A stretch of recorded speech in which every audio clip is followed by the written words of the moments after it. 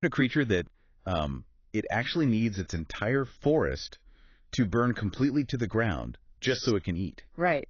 But then at the exact same time, it requires that very same forest to remain completely untouched by fire so it can sleep. Yeah, which sounds like a total biological impossibility, like a complete evolutionary dead end. It really does. I mean, it's a massive paradox. But you are looking at an animal whose survival literally depends on the simultaneous existence of, well, total destruction and ancient undisturbed maturity. Exactly. So today we are diving into one of South Africa's most elusive and honestly highly specialized endemic species. The Protea canary. Right, the Protea canary, or scientifically Cryptholeucoptera. A fascinating bird. Truly. And just to set the stage for you listening, we are skipping right past the usual wildlife photography tips today. No lens recommendations. No f-stop discussions, none of that. We are looking purely at the biology, this hyper-specific ecosystem, and that crazy survival paradox we just mentioned. Because, frankly, the biology is just so much more demanding of our attention anyway. Oh, absolutely. And we're also going to give you the ultimate birder's blueprint for how to actually track one down in the wild. Which is not easy, because to truly grasp the reality of this bird, you have to, fundamentally understand the fire ecology of the South African landscape. You really can't separate the bird from the flames, can you? No, you can't. The relationship goes way beyond just, a preference for a certain type of tree. Their whole evolutionary history is tethered to the natural burn cycles of the Cape Fold Mountains. It's so deeply interconnected. But before we figure out how they navigate a landscape that's constantly catching fire, we probably need to establish exactly what we are looking for. Definitely. Because if you are out there scanning a scorched mountain ridge, there's a really high probability you're just going to be staring right at the wrong bird. Oh, almost certainly, yeah. So when we talk about the physical profile of the Protea canary, we're looking at something relatively substantial for a finch, right? Yeah, they're about 15 to 16 centimeters long. Which puts it right around 6 inches for those of us using the imperial system. Right, and it carries a weight of about 22 grams. 22 grams. Which, just to put that in perspective for you, is roughly the weight of a standard AA battery. Oh, wow. Okay, so it's a chunky bird. It is. It's a very robust, heavily built seed eater. And an important characteristic for anyone trying to, ID them in the field is that they are sexually monomorphic. Meaning the males and females look identical. Exactly. They share the exact same plumage. Which is actually somewhat unusual, right? When you think about the classic brightly colored male songbirds that usually come to mind. Yeah, the classic peacocking. Right. So you aren't looking for a flashy neon male and a camouflage female. They both wear this very muted dark brown plumage on their upper body. Yeah, it's very subtle. And then that transitions into this soft, pale gray breast that eventually shades down into a kind of pinkish buff belly. But the body color isn't really the giveaway here. No. If you are trying to make a definitive identification, all the action is happening on the face and the wings. Totally. It's like they're wearing a very specific muted tuxedo. That's a good way to put it. So let's talk about the face, because the diagnostic features are really striking once you know what to look for. They are. The bird has this distinct, deep black face and chin.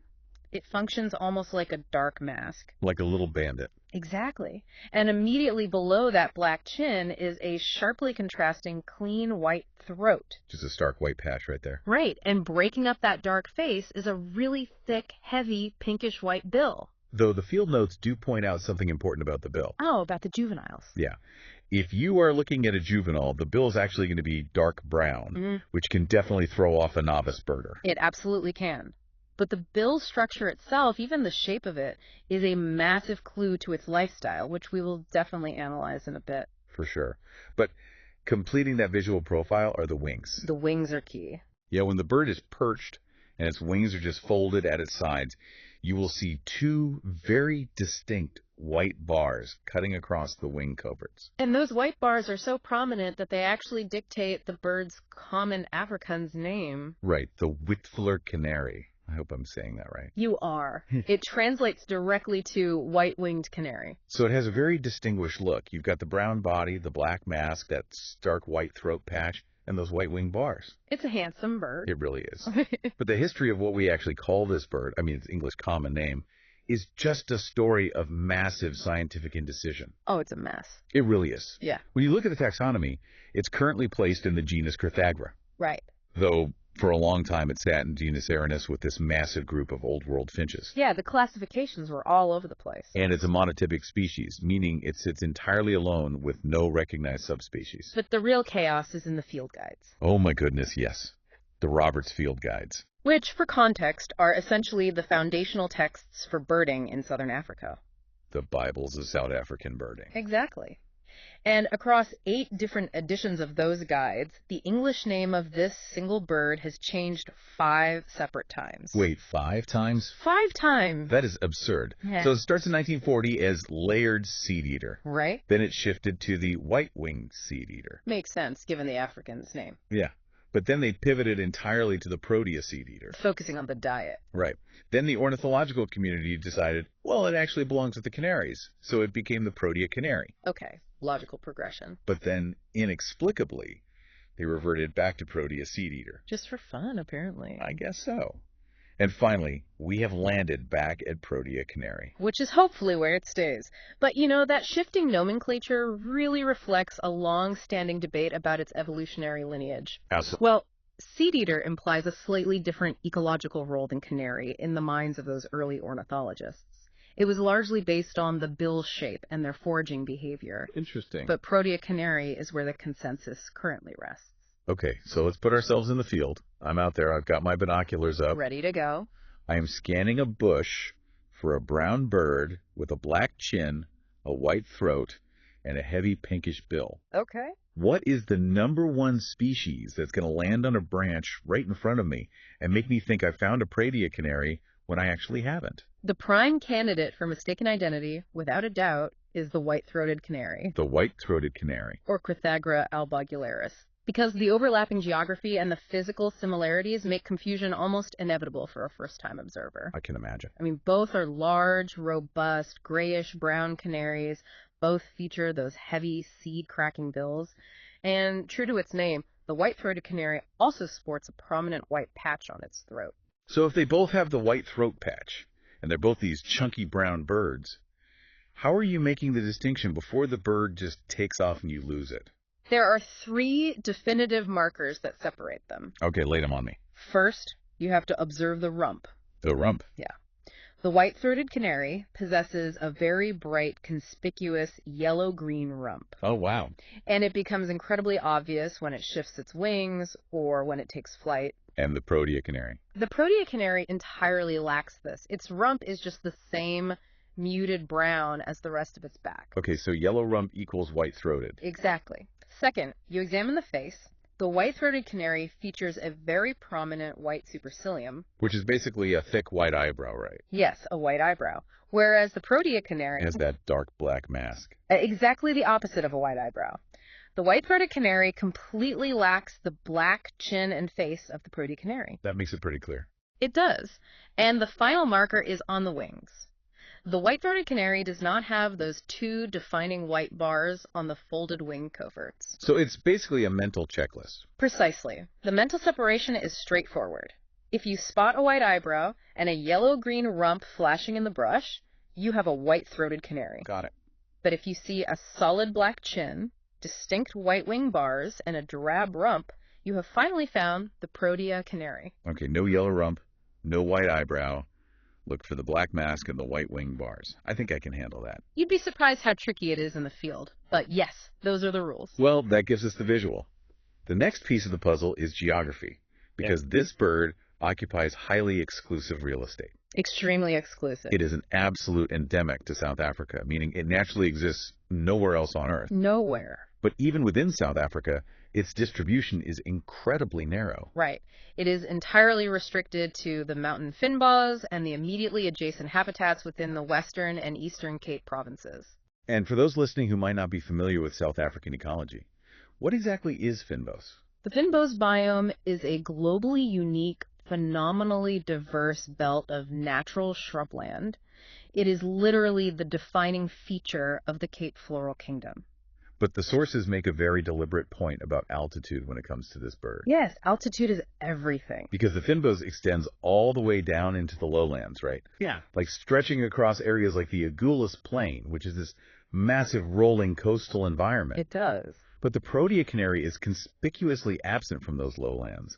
They avoid the coastal plains almost entirely. Their preference is strictly for the taller, more robust finbows found at higher altitudes. Like clinging to the sides of mountains. Literally clinging to the rugged slopes and ridges of the Cape Fold Mountains. The soil chemistry, the drainage, and the microclimates of those mountain ridges support a very specific community of plants that the canary relies on. Which brings us perfectly to the actual diet. And this is where that heavy, thick beak makes perfect sense. Oh, it's a marvel of engineering. Right. Because the imagery that comes to mind when reading the literature on their feeding habits, it isn't a bird like delicately picking seeds off a grass stalk. Not at all. It operates much more like a highly specialized safecracker. That's a perfect analogy.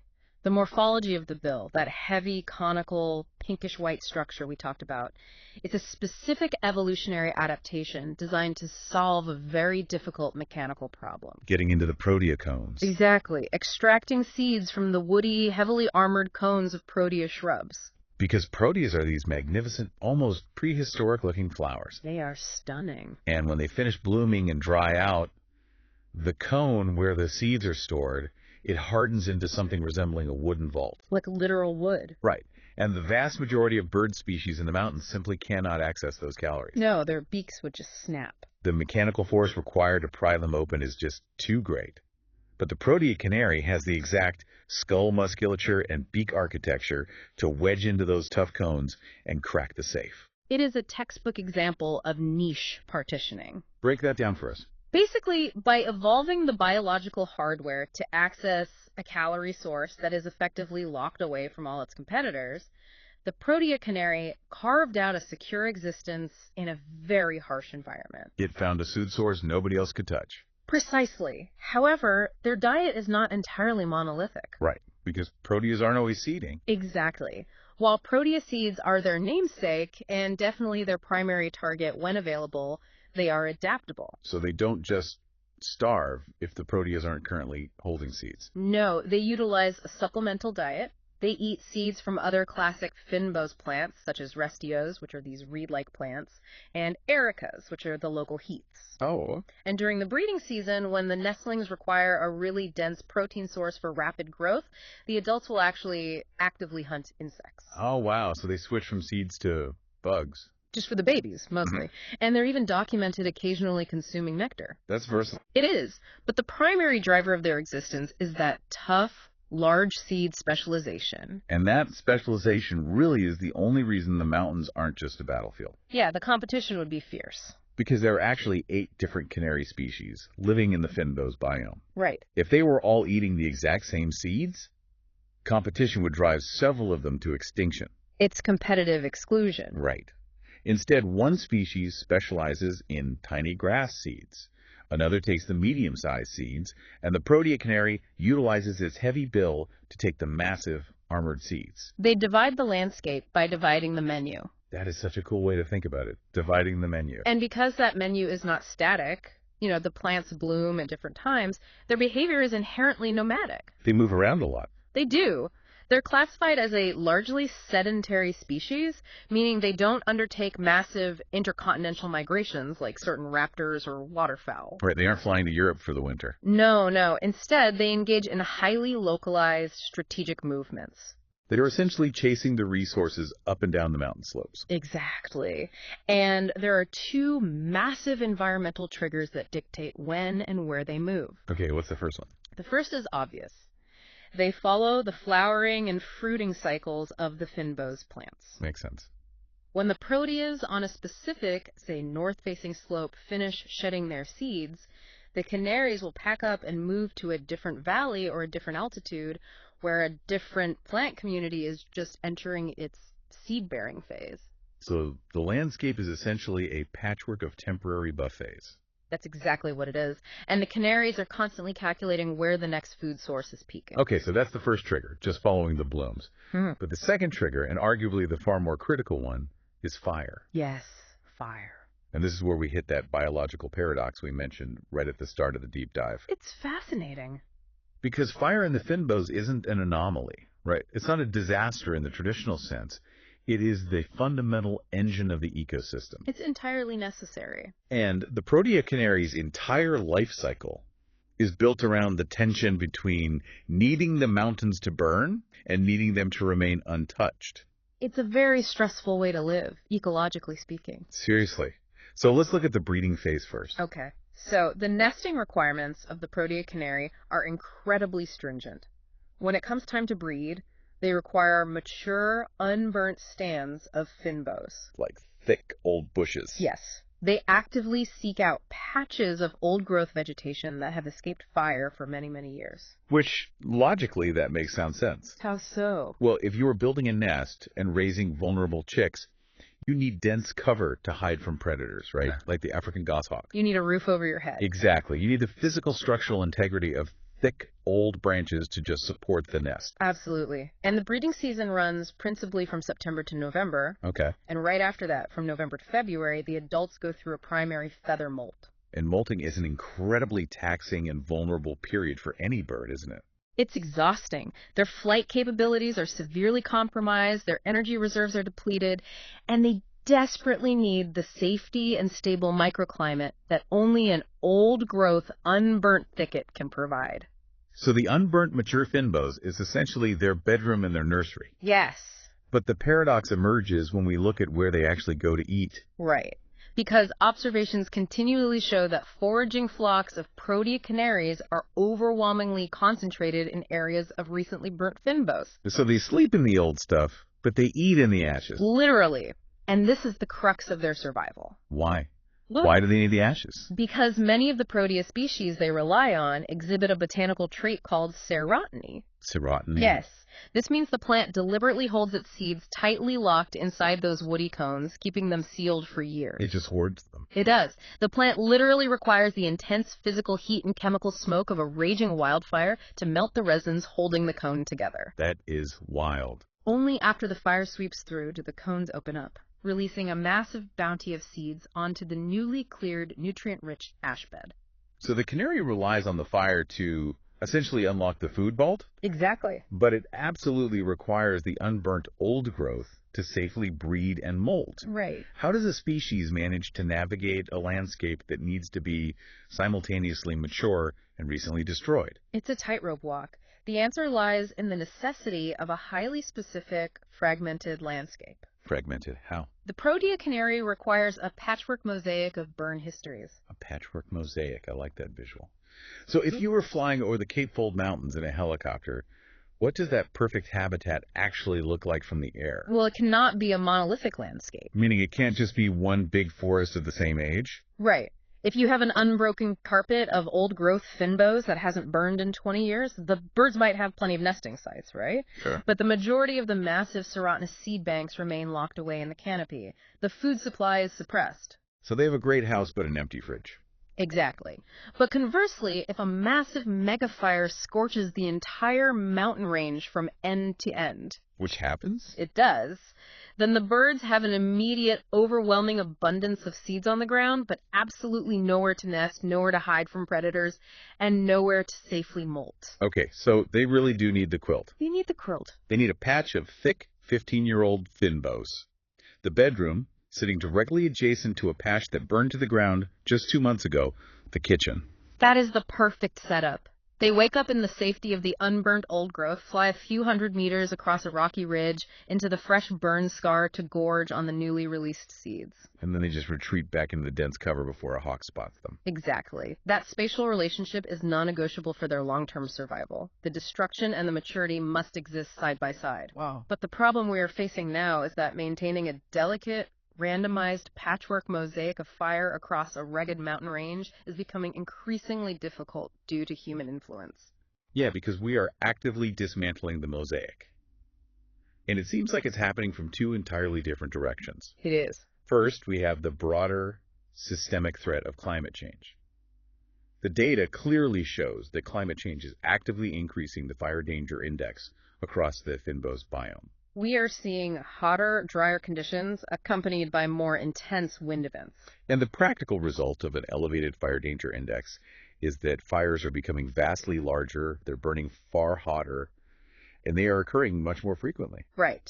The natural fire return interval for this high-altitude finbows might historically be anywhere from 12 to 20 years. Okay. But if climate change compresses that interval down to, say, 5 or 7 years, which is happening especially in the eastern parts of the bird's range, the ecosystem just breaks down. Because the finbows never gets the chance to reach maturity. Exactly. If a patch burns, the plants release their seeds and start to grow.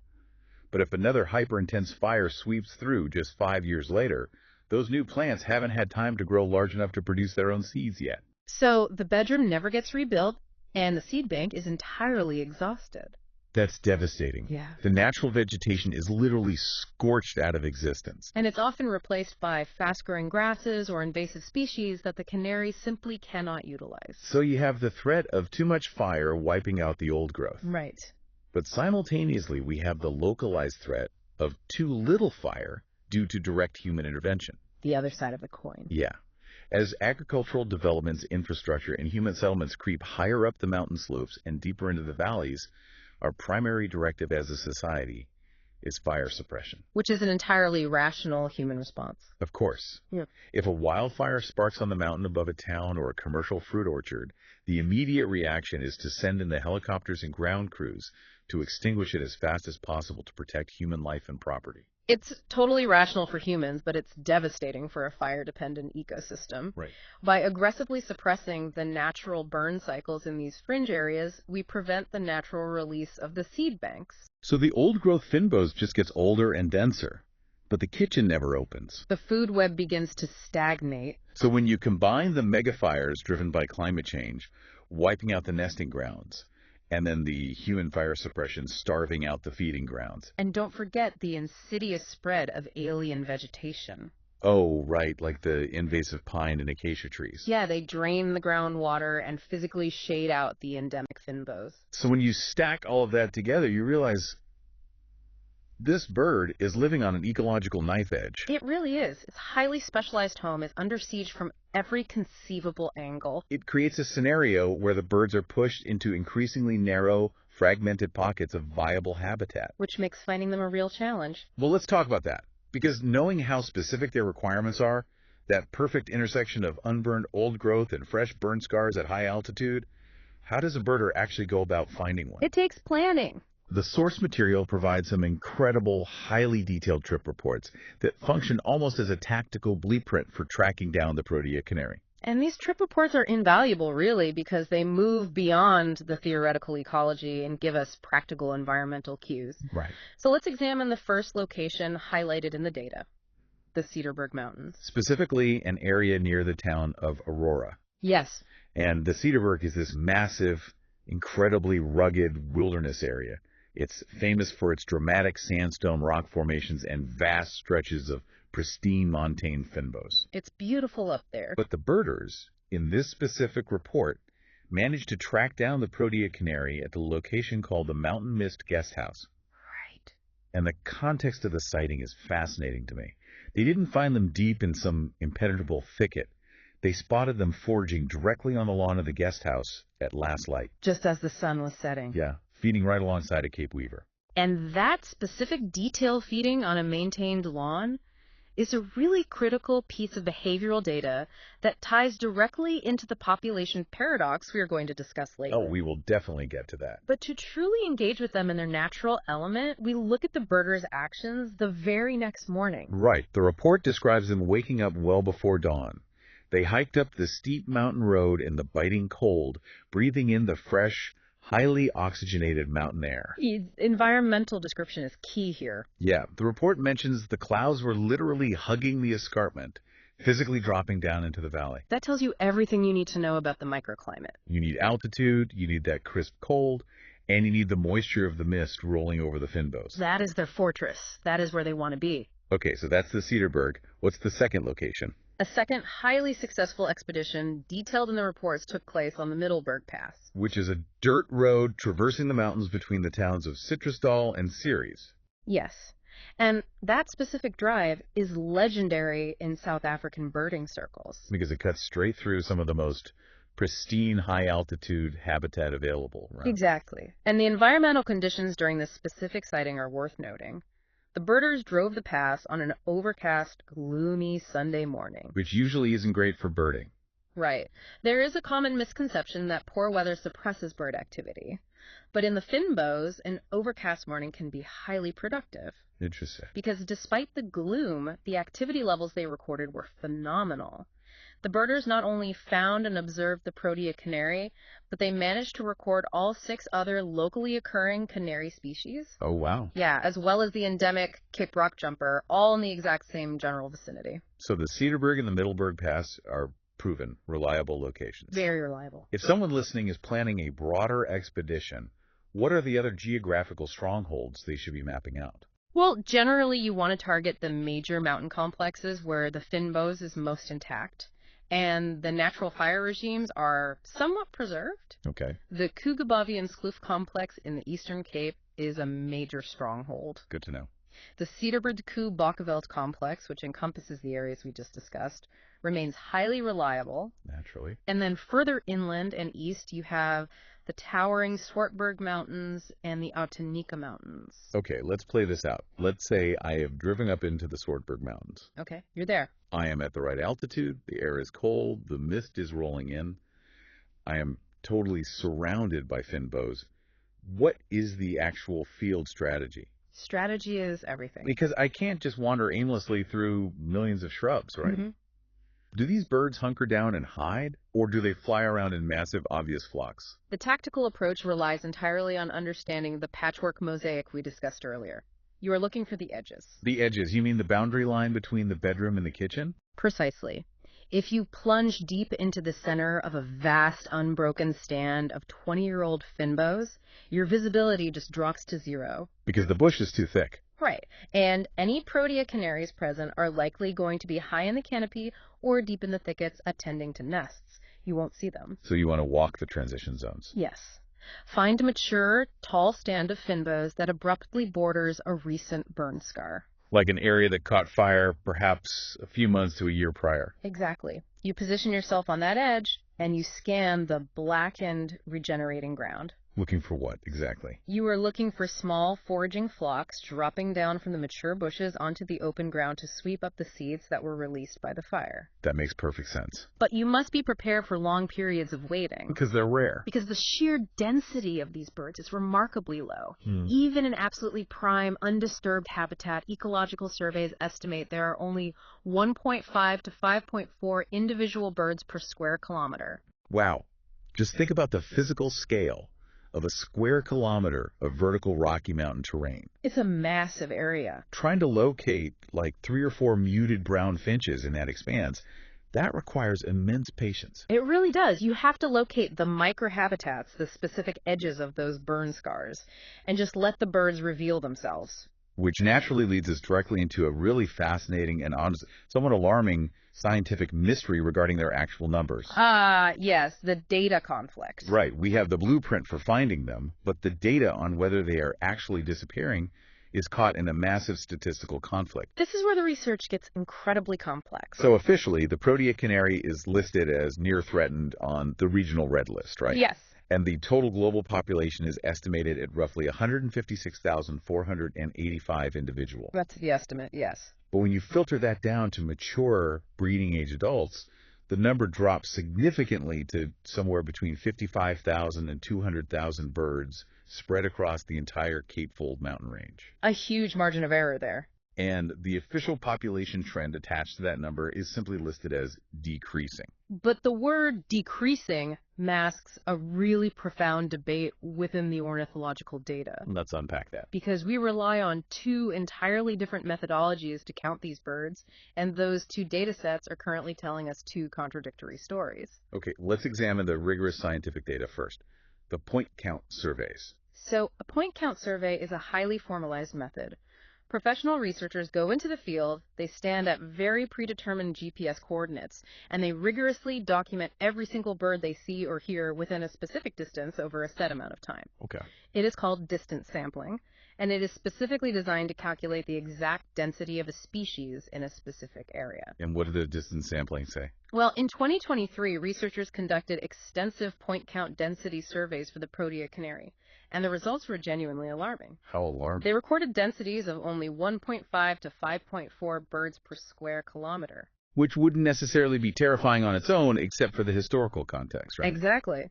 When researchers conducted the exact same style of distance sampling surveys back in 2012, just over a decade earlier, they were recording densities of 7 to 9 birds per square kilometer. Wow. So if you extrapolate those numbers, the point count data suggests the population density has plummeted by potentially over 50% in a remarkably short time frame. Yes, it looks like an absolute ecological freefall. So if a conservationist looked exclusively at that point count data, the immediate conclusion would be that the species is crashing rapidly toward extinction. Unquestionably. But the scientific process requires us to look at all available data. And when we look at the citizen science data, the narrative flips entirely. It does. It's wild. The citizen science data comes from a massive ongoing initiative called the Southern African Bird Atlas Project, or SABAP2. Right. And unlike professional researchers doing strict point counts, SABAP2 relies on thousands of everyday, highly dedicated birders submitting their personal checklists. They log what they saw, and the grid cell where they saw it. So it is essentially a measure of presence and absence across a vast geographical area. And according to the SABAP2 database, analyzing millions of records from 2007 all the way to 2023, the reporting rate for the Protea canary is not crashing. It's not. Not at all. In fact, it is stable, and in some regions it is statistically increasing. Furthermore, the Atlas data shows absolutely no significant contraction of their historical range. So the birds are still being recorded in all the same mountain ranges they have always inhabited. Yes. And the birders are reporting seeing them more frequently than before. Okay, so we have a direct, massive contradiction here. A huge one. The professional distance sampling says the population density has basically been cut in half. Right. But the thousands of citizen birders out in the field every weekend are submitting data saying the birds are just as common, if not more common, than a decade ago. Yes. So what gives? Are the scientists miscalculating the density? Or the citizen scientists misidentifying the birds? It's neither. How can there be physically fewer birds on the mountain, but human beings are encountering them more often? It is a brilliant statistical illusion. And the synthesis of the research suggests that neither data set is inherently wrong. They're both right. They are simply measuring different things. The discrepancy is explained by two concepts: observer effects and habitat compression. Habitat compression. Okay, let's break down the mechanics of that illusion. The professional point counts are almost certainly accurate in their assessment that the total volume of birds across the entire biome is dropping. Because of the fires. Yes. The systemic loss of old-growth fynbos due to megafires, combined with the encroachment of alien vegetation, means the carrying capacity of the mountains is physically shrinking. The total population is, in fact, declining. Yes. So if the total number of birds is shrinking, why is the SABAP2 reporting rate going up? Why are the birders seeing them more easily? Because the birds are adapting their behavior in response to the massive changes we're forcing upon the landscape. What? Remember the human fire suppression we discussed earlier? Yeah, how we stop fires near towns. Right. Around towns, farms, and infrastructure, we aggressively stop the fynbos from burning.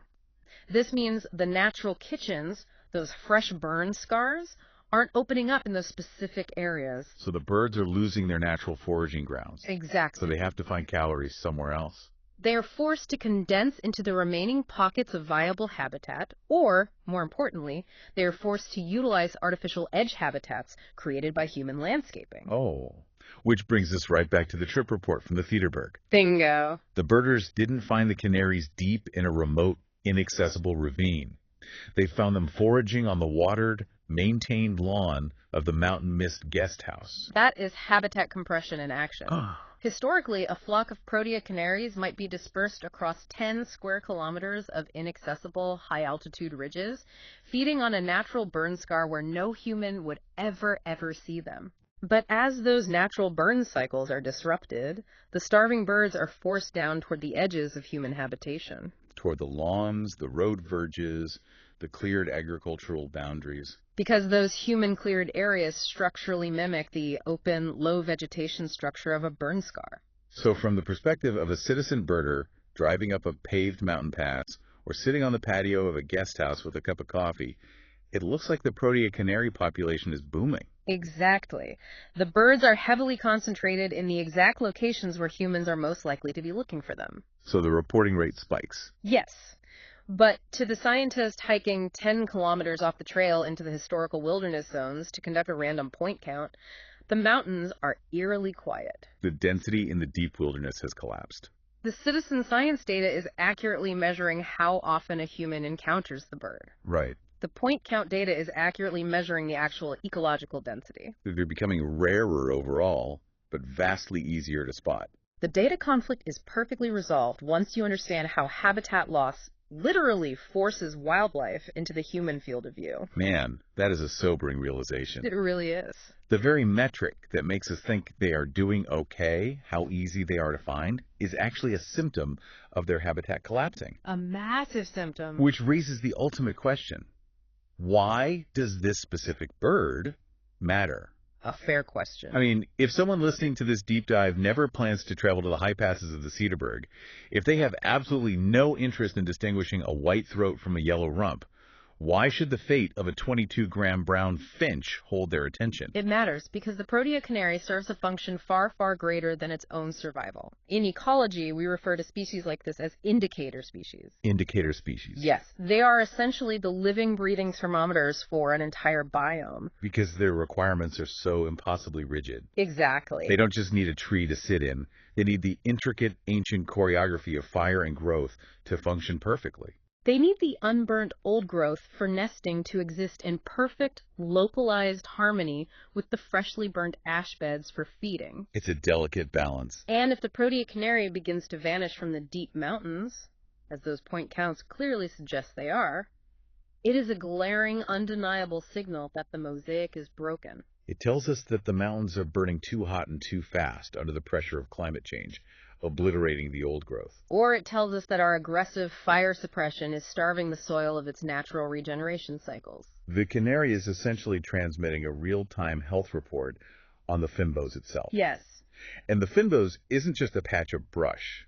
It is one of the most biodiverse, genetically unique floral kingdoms on the entire planet. It's a global treasure. If the highly specialized architecture of that ecosystem begins to collapse, the Protea canary is simply the first alarm bell to ring. To protect the broader landscape, we really must pay incredibly close attention to the species that are inextricably tethered to its most extreme cycles.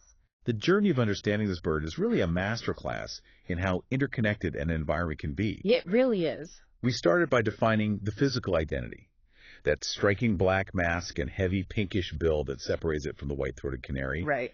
And we explored the high-altitude fynbos fortress, where it uses that bill as a specialized safecracker to access the locked calories of the Protea cones. We analyze the profound fire paradox that governs its movements. The absolute necessity of mature, unburnt vegetation for the vulnerable nesting and molting phases, paired with a total reliance on the destruction of wildfire to melt the serotinous cones and release its food supply. And we mapped out the birder's blueprint, targeting the misty, high-altitude passes of the Cedarburg and Middleburg, scanning the critical transition edges between the old growth and the fresh burn scars. And finally, we unraveled the statistical illusion of the SAMDAVE2 data, revealing how habitat compression can make a declining species appear more abundant simply because they're being forced out of the wilderness and onto our lawns. It is a stark reminder that presence does not always equate to ecological health. Which leaves us with the final lingering thought to carry with you. We have seen how the Protea canary relies on a perfectly timed, almost chaotic cycle of natural destruction to survive. The fynbos must burn to live. Right. But as human beings, our fundamental instinct is to manage, to control, and to suppress the chaos of the natural world, usually to protect our own boundaries and our own homes. It's what we do. As we look at the dropping density numbers in the deep wilderness, we have to ask ourselves, are our well-intentioned attempts to manage and control these wild spaces actually the exact mechanism that will doom its most specialized inhabitants? A really important question. Next time you look at a beautifully managed, fire-suppressed landscape bordering a wild mountain range, ask yourself, who is this environment really being managed for?